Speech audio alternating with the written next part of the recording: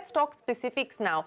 And one of the big issues that I know that IVCA has been pretty vocal about, and this was again a budget announcement that the finance minister had made, not this budget but the previous budget, talking about the possibility of global listing by Indian companies, by Indian startups. And then there's been a U-turn on that, and that route and that avenue for now seems to be shut. Is this something that IVCA took up with the committee?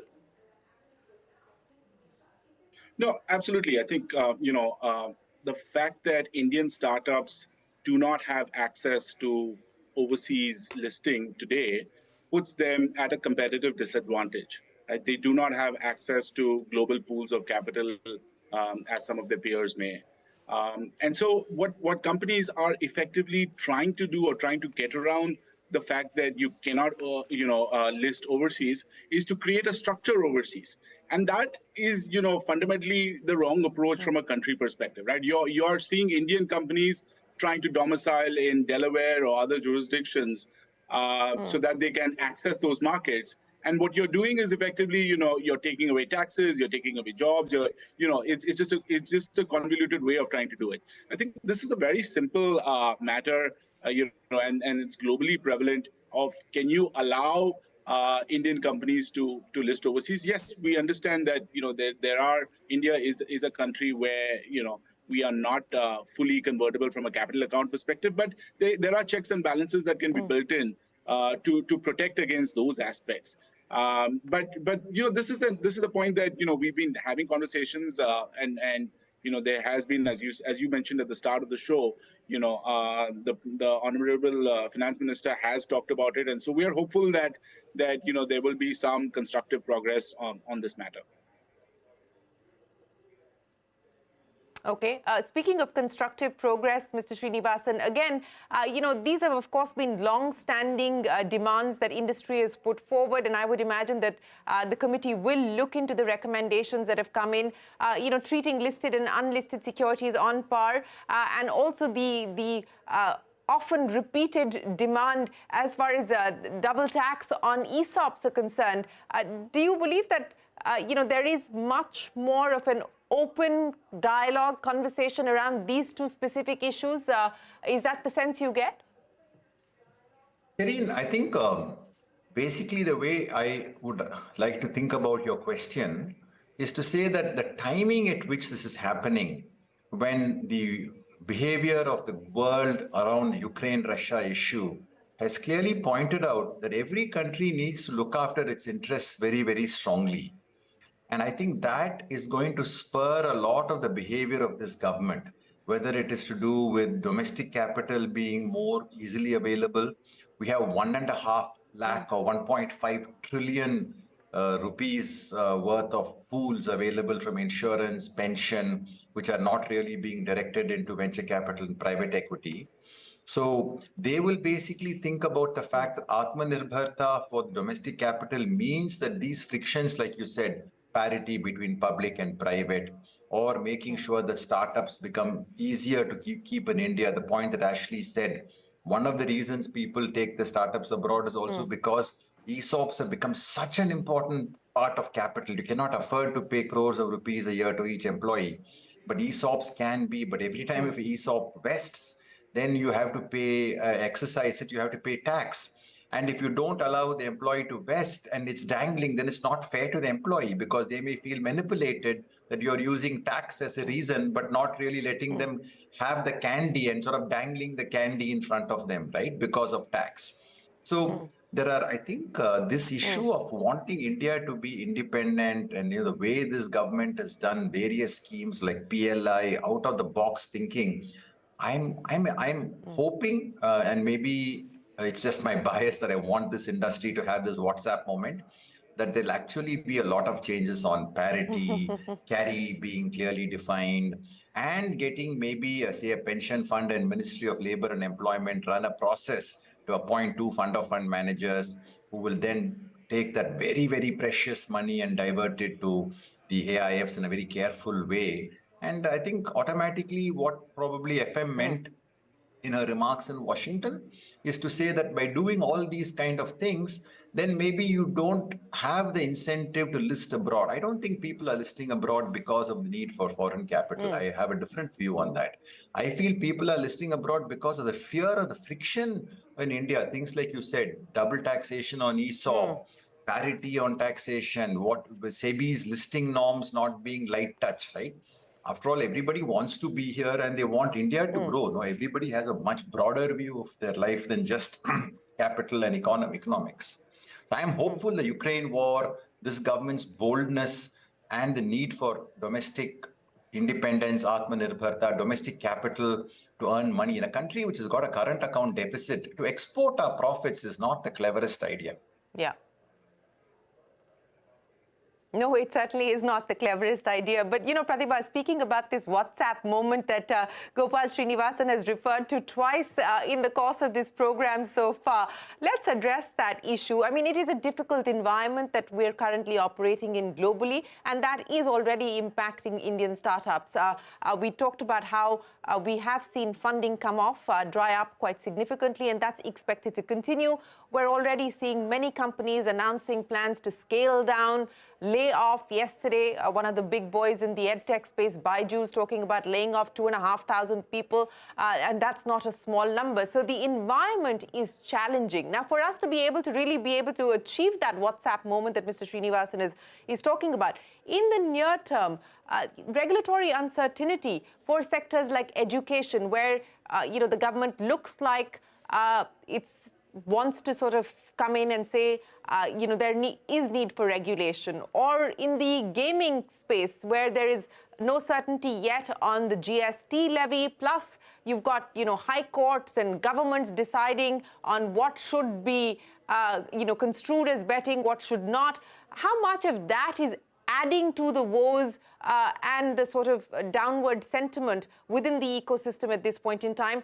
Of course, the global challenges, but some of these domestic regulatory issues, is that weighing on sentiment today? Oh, very much, Shireen. You know, when you talk to global investors, big issue that comes up is just regulatory uncertainty and certainty on taxes. You know, again and again, we hear that play out saying, you know, we don't know when we are making an investment. And this is sticky investment. Any investment that goes in through either of these routes, P or VC, you know, it's a long-term investment, 7 to 10 years.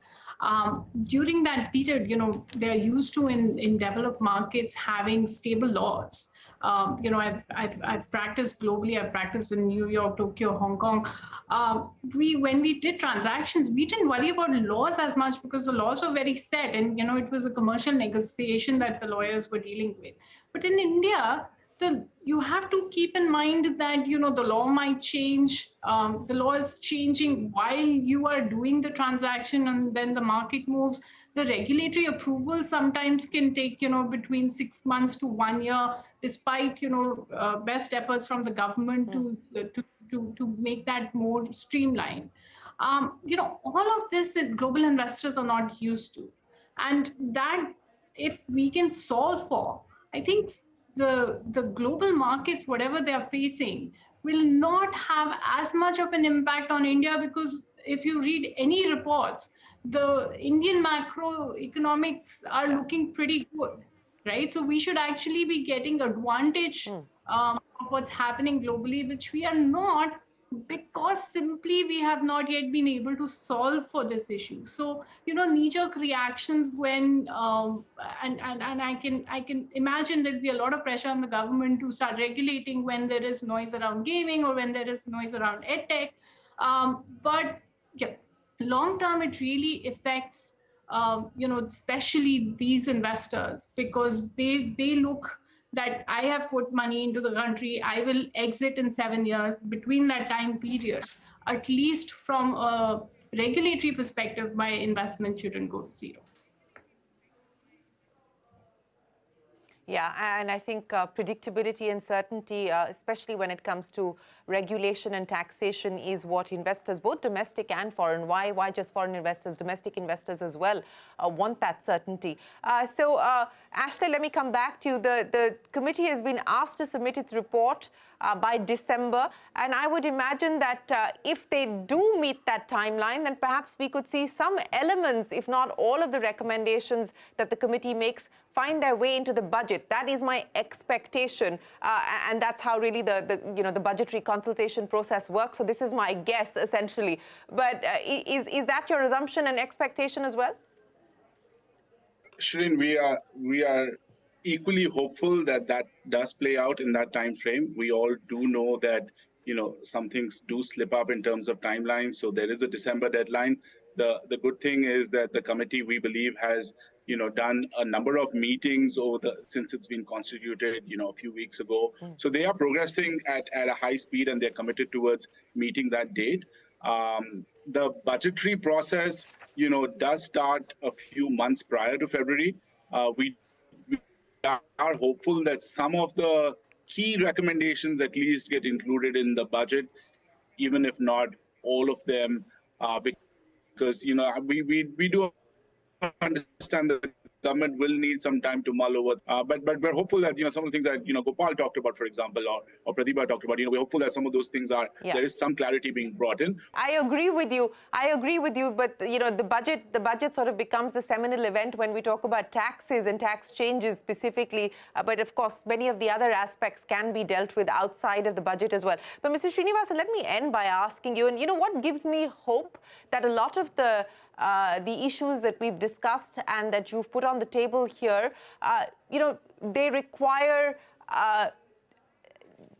the silos between the market regulator, the central bank regulator, North Bloc. They need much more of a sort of, interministerial, inter-regulatory approach. And just the fact that you've got a former SEBI chief heading the committee, you've got Mr. Mahalingam, former SEBI and RBI as a member. You've got a former member of the GST and the CBIC there in Mr. Nagendra. You've got a former chief commissioner of income tax. That gives me hope that we could perhaps see this committee move on significant changes. Now, I tell you, Mr. Damodaran gave us a small WhatsApp moment when he was SEBI chief, right? He gave us QIB. QIB revolutionized in those days, if you remember, the stock markets like never before. So I have a lot of hope that he understands this from his past record. And if I go through those 160 changes, Shireen, there are only about 4 or 5 which are legislative changes which need to be in a finance bill. So I'm sure that they could be releasing these ideas to the revenue department much ahead of time. If I had to make a bet on this, which I would be like, 70% positive that something can happen in the budget. And 70% is a very high number given these kind of businesses. You better worry about a 28% GST being levied on you, Mr. Srinivasan, for making that bet. But we certainly hope that this is going to be taken forward, if not in the budget, then soon enough. Always a pleasure, Gopal Srinivasan, Ashley Menezes, and Pratibha Jain. Thanks very much for joining us here on this edition of Young Turks to talk about the recommendations that are being considered and being reviewed by the expert committee that's been set up by the government, headed by the former SEBI chief, M. Damodaran. Will it be the Indian startup ecosystem's WhatsApp moment or not? That's the big question, but we'll be tracking that story very closely right here. We'll take a break. There's a lot more coming up. Don't go anywhere. We're back in a moment with more.